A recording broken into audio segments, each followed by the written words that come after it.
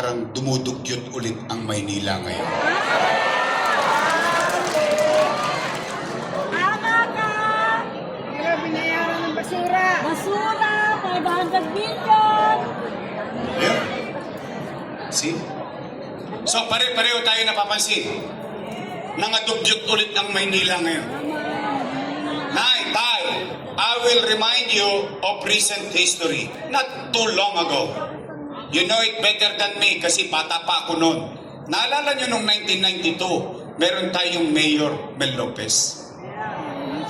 Ano naging major problem nung 1992? Basura!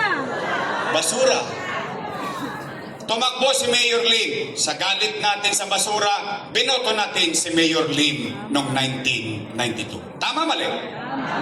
Anong ginawa ni Mayor Lim? Kinumpronta kagad ang basura. Naitatag ang Lionel.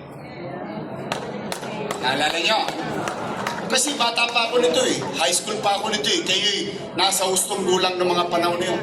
Ano nangyari? Umayos ang koleksyon sa loob ng 6 na taon ng pamumuno ni Mayor Lim ng basura. Tama mali? Nanalo ang kalaban ni Mayor Lim, si Lito Atienza. Tama mali?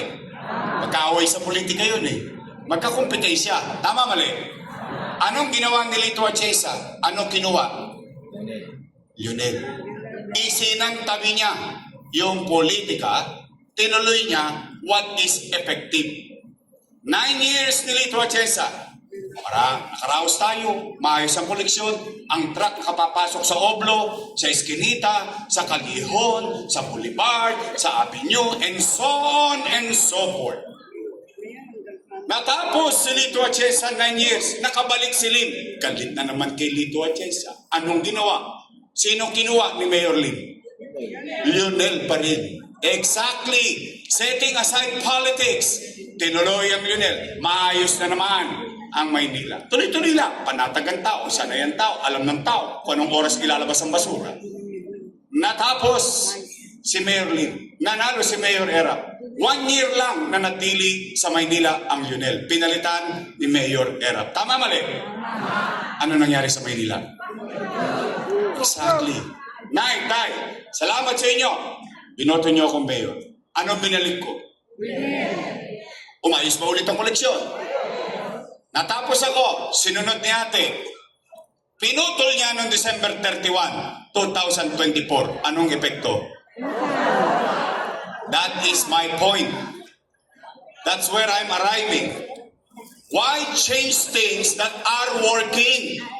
Why not set aside your political interest?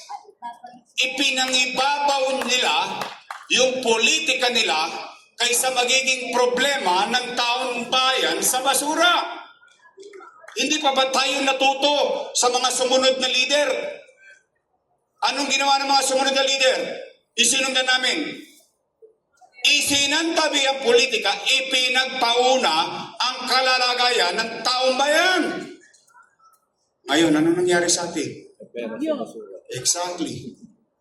5-5 basura. Hindi mo pa mahulaan kung anong oras darating. Dalan din ng truck sa atin, panghakot ng buhangin. Hindi makapasok sa Oblo. Minsan na lang iabot ng matanda, iahagis pa sa taas. Napansin nyo? Nay, Tay, yan usapang basura. Ito usapang ekonomiya. Lalabing 7 lang ang syudad sa Metro Manila. 16 plus isang munisipyo, pang 17 tayo. Kanino galing? Kay Yorme? Hindi. Saan galing? Philippine Statistics Authority. We are now number 17 out of 17. Tinalo pa tayo ng munisipyo ng Pateros. Anong tinda sa Pateros? Itlog, balot at pino. Alam niyo kung gaano kalaki ang Pateros? Mas malaki pa ang buong balik-balik. Pagpasok mo sa Pateros, pag kumaliwa ka, Pasig. Pag kumanan ka, Taguig. Ganon kali. Tingnan niyo. Economic growth. Nay, Tay, nung binoto ninyo akong mayor, we are number 16. Matapos ako mayor, we became number 3. In just 2 years, pandemic pa. Bakit tayo hindi maging number one? Ay, mahihirapan na tayo maging number one. Bakit? Ang laki ng geography ng Quezon City. Marami silang source. Hindi natin tatalunin ng Makati. Bakit? Business hub of the country. But we became number 3. Now we are number 17. Nasa pundilyo na naman tayo. Nay, tay, kung dito tayo kulilat, dito naman sumunod, tayo number 1. Sa krimen.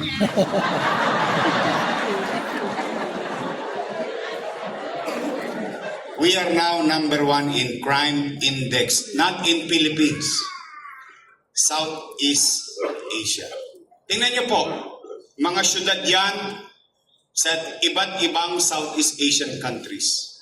Ano, Yorme, numero lang yan. Hindi yan totoo. E di tanungin ko, taong bayan, nagbalikan ba mga tulongge sa Maynila? Nagbalikan ba holdapan?